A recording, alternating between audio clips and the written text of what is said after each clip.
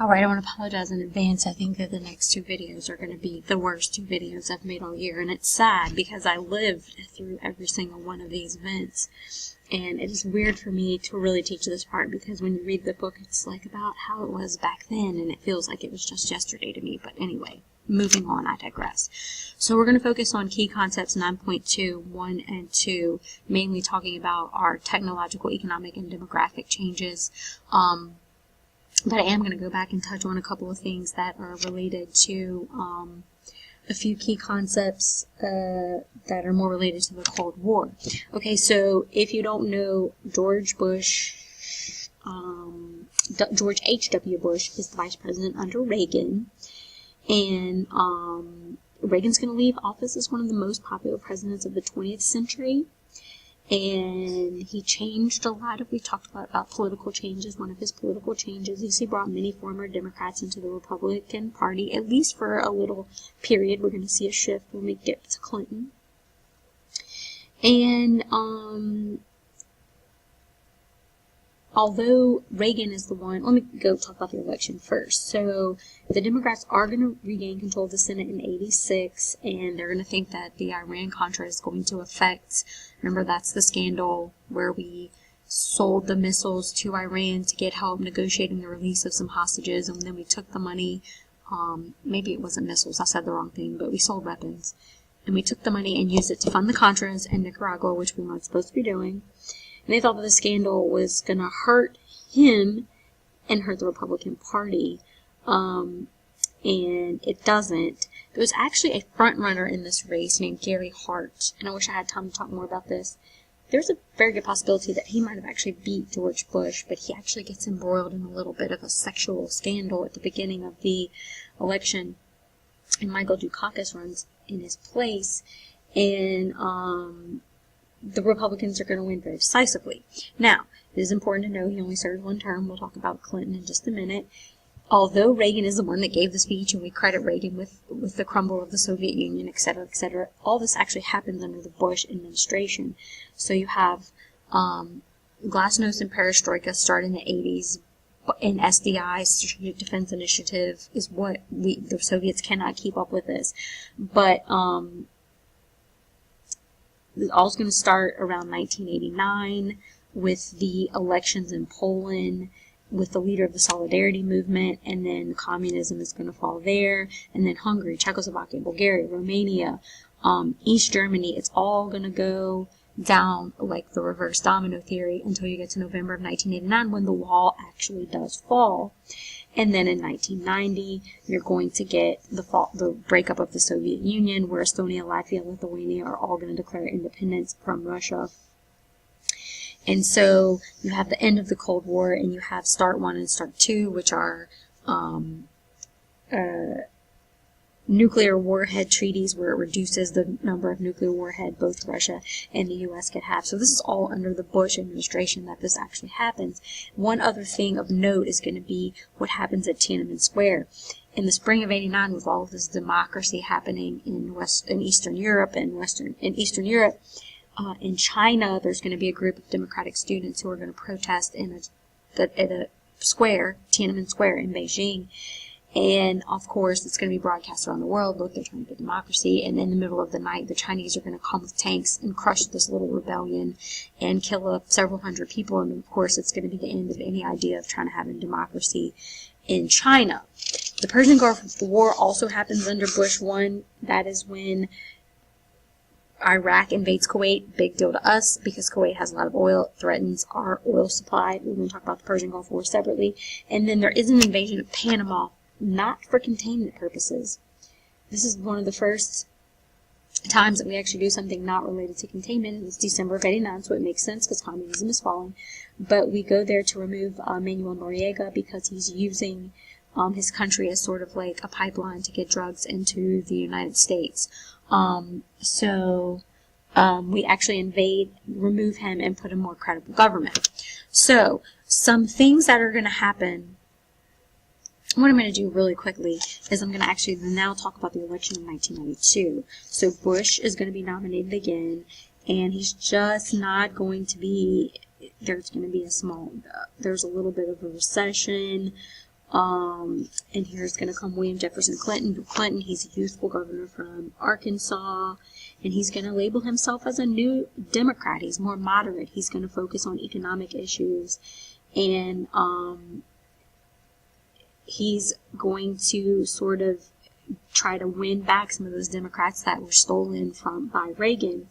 And the other little monkey wrench or fly in the ointment is going to be Ross Perot, who's going to enter the race as a third-party candidate, as an independent, and he finances the election on his own. And he kind of almost Trumpish. He's anti-Washington, anti-deficit, all this other stuff, and he actually gets almost 20% of the popular vote, which is the greatest third-party showing since Teddy Roosevelt.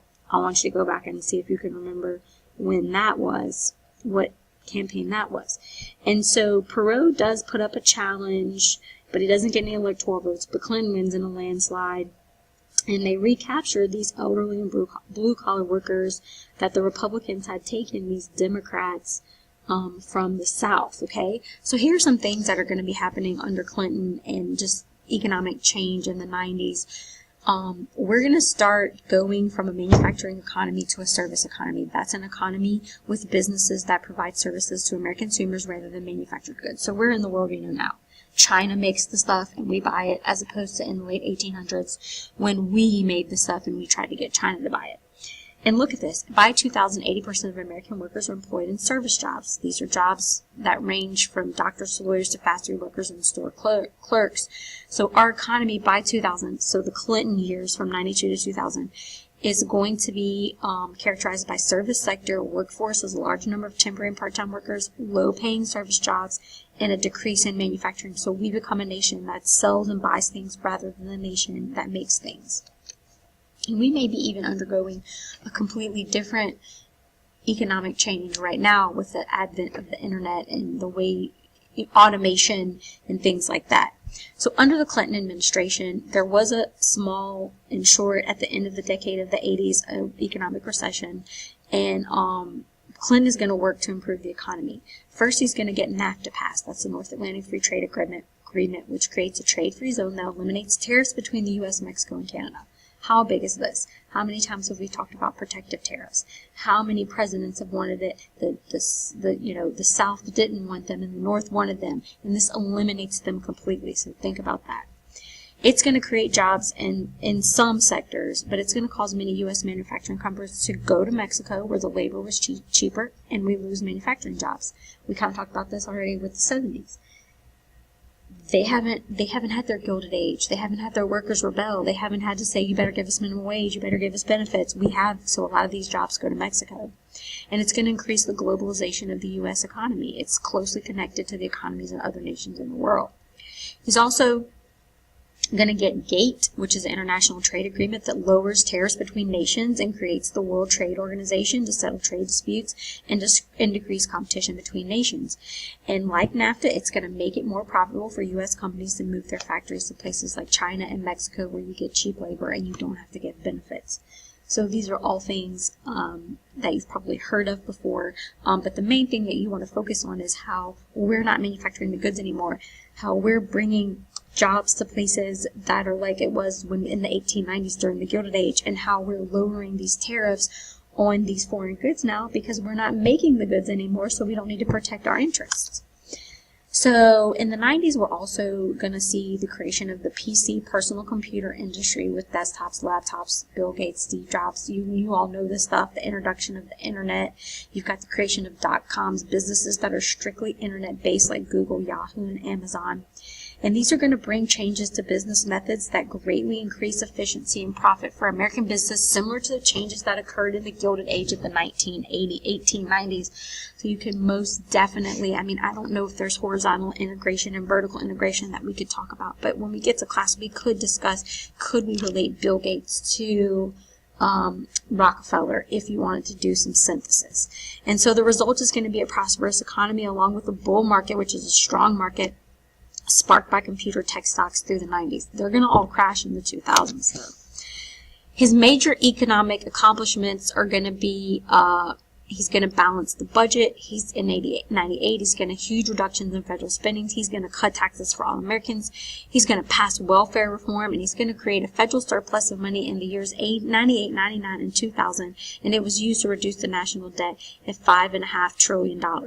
Many of these accomplishments are possible because the Republicans are going to take over in 96. So the Congress, Newt Gingrich is going to make, the 94 congressional elections a contract with America. Now, what is ironic is Clinton is a Democrat. If you look at all these reforms, they're very Republican reforms. But that has a lot to do with the contract of America.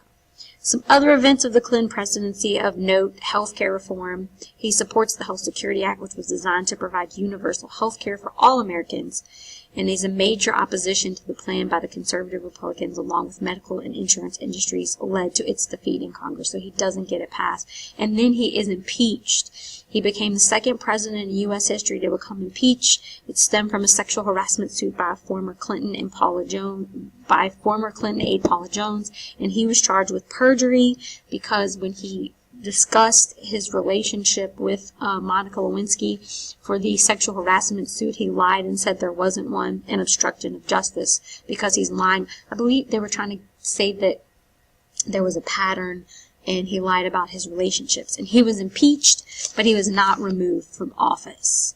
And I'm going to stop right there, and I'm going to do Bush and Obama on a separate video.